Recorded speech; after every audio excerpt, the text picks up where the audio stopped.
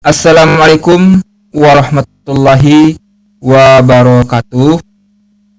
Jadi pada video kali ini kita akan melanjutkan penjelasan kita mengenai soal-soal yang akan kita pelajari bersama.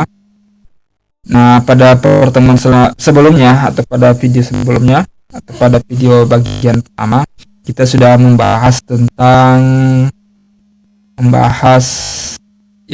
kita sudah sampai pada nomor 5. Kita lanjutkan sekarang pada nomor 6. Nah, nomor 6 di sini soalnya jenis kopling ditinjau dari pegas penekannya adalah pegas coil dan pegas spiral, pegas suspensi dan pegas diafragma, kemudian pegas coil dan seterusnya ya. Nah, perlu kalian pahami bahwa pegas coil dan pegas spiral ini pada dasarnya sama bentuknya ya, pada dasarnya sama. Kemudian pegas suspensi dan pegas diafragma yang ada pada kopling itu hanya pegas diafragma, sedangkan pegas suspensi itu pembahasannya pada materi tersendiri, jadi tidak ada hubungannya dengan kopling. Selanjutnya pegas coil dan pegas diafragma seperti kita ketahui bersama bahwa pegas diafragma adalah pegas yang bentuknya secara umum digunakan pada kendaraan, sedangkan pegas coil itu pada kendaraan-kendaraan tertentu. Pegas coil digunakan untuk sistem kopling ya. Jadi di sini kalian sudah pahami bahwa pegas diafragma itu digunakan pada kopling ya, pada kendaraan pada umumnya. Kemudian pegas coil itu digunakan untuk sistem kopling pada kendaraan-kendaraan tertentu ya. Jadi secara umum kedua ini adalah bagian dari kopling ya, dari kopling. Kemudian pegas spiral dengan pegas diafragma, sekali lagi saya tekankan bahwa pegas spiral itu sama dengan pegas coil ya, pegas coil. Tetapi untuk kopling itu hanya terbatas pada pemakaian istilah coil saja. Jadi dia tidak menggunakan pegas spiral ya, tidak menggunakan kata spiral. Selanjutnya pegas daun dan pegas batang torsi. Nah, ini jenis pegasnya itu di luar dari pembahasan tentang kopling, karena pegas daun dan pegas batang torsi itu pembahasan khusus pada sistem suspensi. Paham ya? Kalau misalnya belum paham, silahkan kalian replay kembali videonya sampai kalian paham betul pembahasan tentang jenis kopling ditinjau dari pegas penekannya ya. Nah, di sini ada gambar. Nah, gambar ini adalah jenis pegas diafragma. Oke, pada sistem kopling. Nah, selanjutnya nomor 7, keuntungan menggunakan pegas penekan tipe coil spring atau coil atau tipe spiral ya. Kita bahas saja penggunaan istilah pada tipe coil ya. Nah, coil spring, tipe coil. Nah,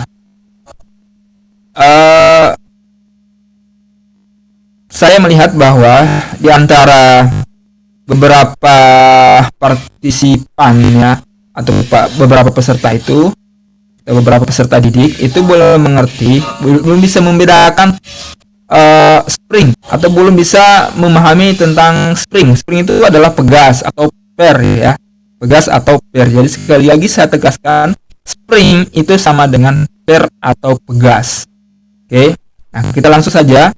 Keuntungan menggunakan pegas penekan tipe coil atau coil spring adalah penekanan terhadap plat kopling lebih kuat ya, penekanan terhadap plat kopling lebih kuat. Nah, ini adalah kelebihan dari atau keuntungan dari pegas penekan tipe coil spring. Nah, dari kelima uraian ini, pilihan ini ya, ya, dari kelima pilihan ini itu kalian pilih jawaban yang paling tepat ya, jawaban yang paling tepat. Ini bisa dikatakan bahwa redaksinya adalah kalimat negatif ya. Artinya ini adalah kerugian, yaitu harganya mahal ya, harganya mahal. Oke. Kemudian untuk penekanan plat kopling merata itu hanya berlaku pada pegas diafragma ya. Jadi penekanan plat kopling lebih merata itu hanya berlaku pada pegas diafragma. Nah, ini adalah tenaga pegas tidak berkurang oleh adanya gaya sentrifugal. Ini adalah penjelasan tentang tipe coil spring, ya, tipe coil spring. Tipe coil spring di mana kalimatnya adalah kalimat negatif, artinya pilihan jawaban ini kita tidak gunakan. Nah, jadi di sini bisa kita lihat bahwa keuntungan yang paling menonjol dari penggunaan pegas penekan tipe coil spring atau tipe coil itu karena diharapkan penekanan platnya itu lebih kuat, ya. Nah, yang lainnya ini kalimatnya adalah kalimat negatif, di mana konstruksinya lebih mahal, kemudian koplingnya berat, ya, tenaga untuk menekan plat koplingnya berat, dan seterusnya. Oke.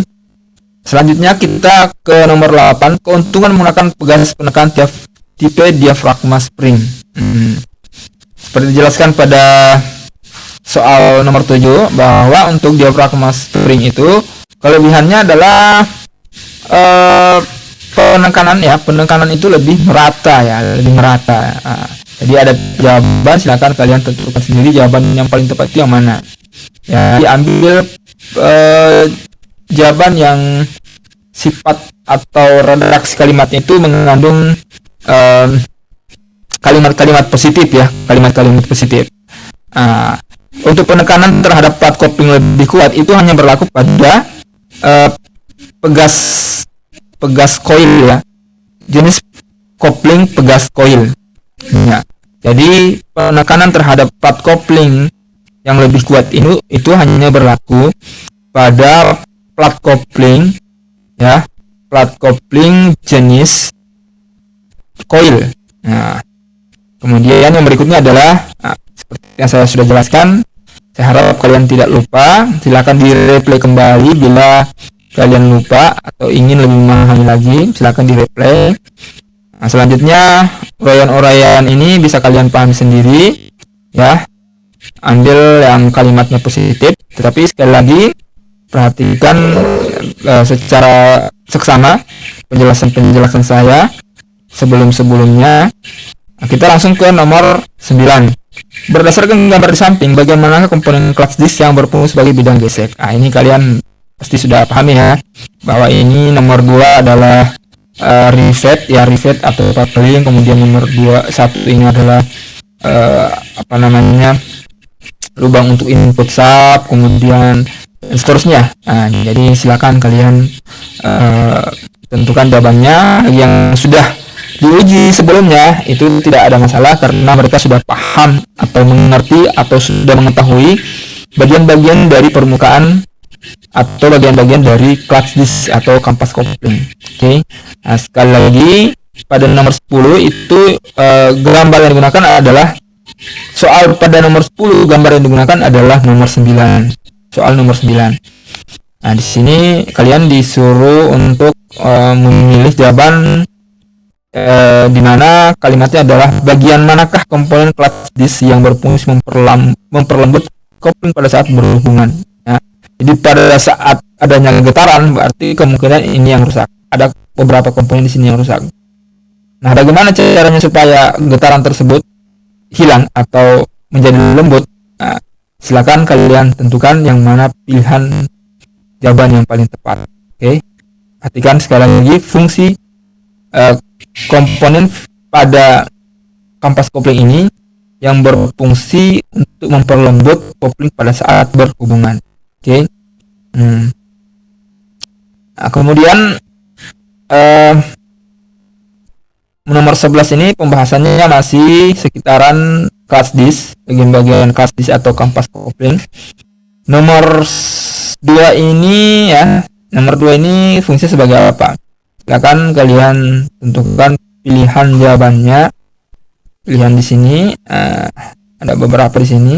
Bagi yang sudah praktek dan sudah presentasi, ya, itu sudah bisa langsung menjawab, dan saya harap juga soalnya lebih mudah, ya, karena kalian sudah mengikuti yang namanya presentasi atau tanya jawab tentang plat kopling ya, atau kelas dis.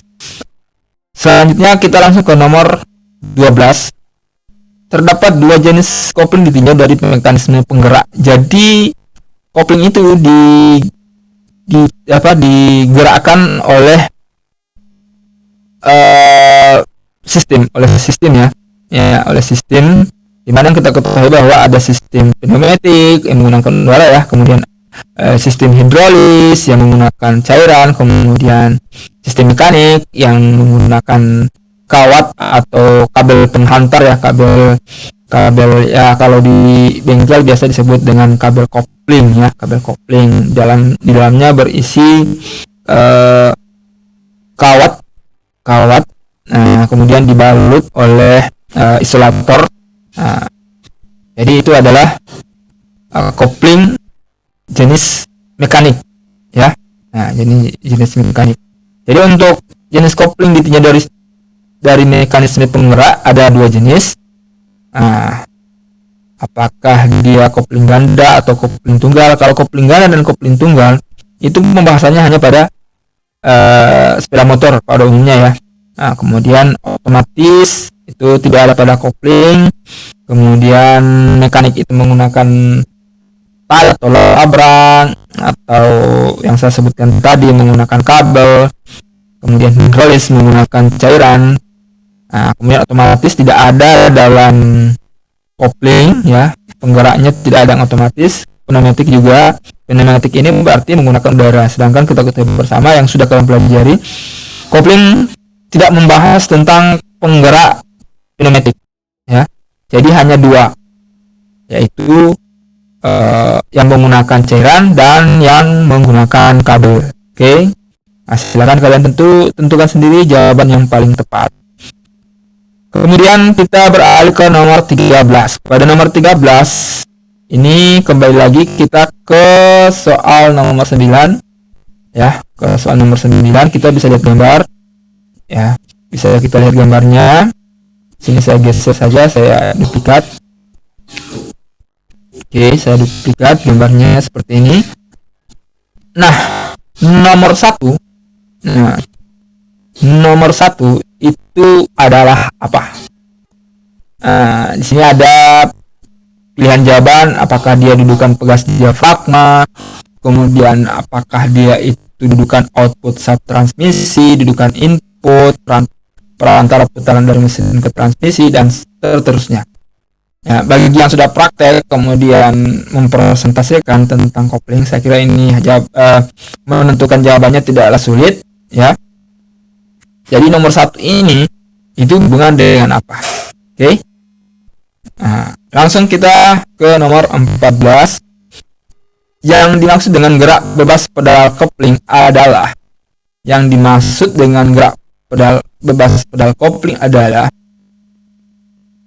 jarak antara diafragma dan rilis bearing. Jarak antara diafragma dan rilis bearing. Jarak antara mesin dan transmisi, jarak antara diafragma dan rilis fork, jarak antara rilis fork dan rilis bearing, jarak antara clutch disc dan rilis fork. Oke. Nah, untuk nomor 14 ini coba kita perhatikan kembali animasi bagaimana kopling itu mulai dioperasikan. Oke. Bagaimana kopling itu mulai dioperasikan atau diinjak koplingnya. Langsung saja kita ke animasinya. Untuk animasinya ini saya sudah hapus. Nanti kita bahas tersendiri ya. Jadi nomor 14 kita abaikan dulu, kita pending dulu. Nah, kita langsung ke nomor 15 karena untuk nomor 14 ini animasinya sudah terhapus. Nanti akan saya tampilkan kembali. Nah, kita langsung ke nomor 15. Untuk meneruskan tenaga dari master silinder yang kemudian mendorong release fork ya. Untuk meneruskan tenaga dari master silinder yang kemudian mendorong release fork dibutuhkan komponen apa? Untuk nomor 15 sepertinya kita butuh animasi tentang sistem kopling. Jadi untuk nomor 15 kita pending dulu. Kita langsung ke nomor 16.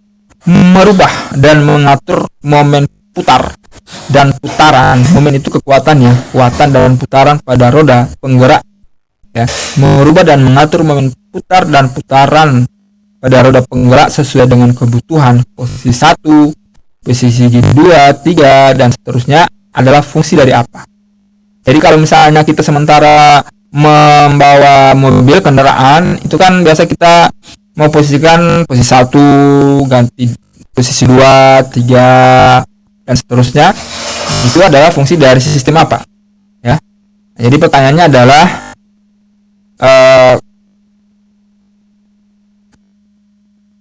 posisi 1, 2, 3 dan seterusnya itu adalah bagian dari sistem apa pada mobil. Apakah dia transmisi, propeller, atau kopling, atau diferensial, atau engine. Engine itu adalah mesin, ya. Jangan lupa engine adalah mesin. Diferensial adalah gardan, kemudian kopling, kita sudah bahas sebelumnya. Propeller adalah setengah dan seterusnya.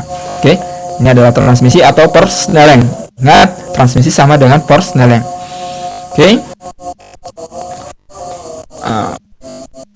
Sekira untuk pembahasan soal kita cukupkan sampai di sini.